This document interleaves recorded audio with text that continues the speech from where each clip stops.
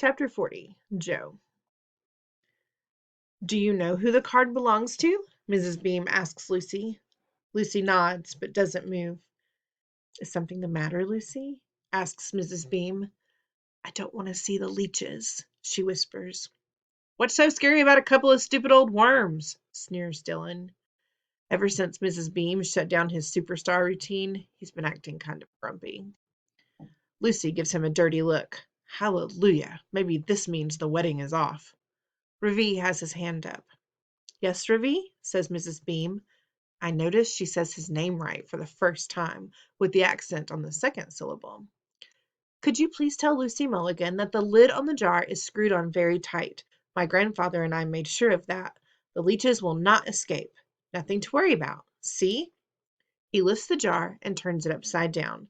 No water leaks out. But turning the jar over like that gets the leeches all freaked out and they start wriggling around even more than before. I expect Lucy to start screaming again. But instead, she walks over and tosses the card down on Dylan's desk without even looking at him. Then she turns and smiles at Ravi. "I didn't know you knew my name," she says, tilting her head to one side. I look at Dylan to see what he's making of this disgustingly mushy moment, but he isn't paying any attention to Lucy. He's got his eyes glued to the jar of leeches. I know that look.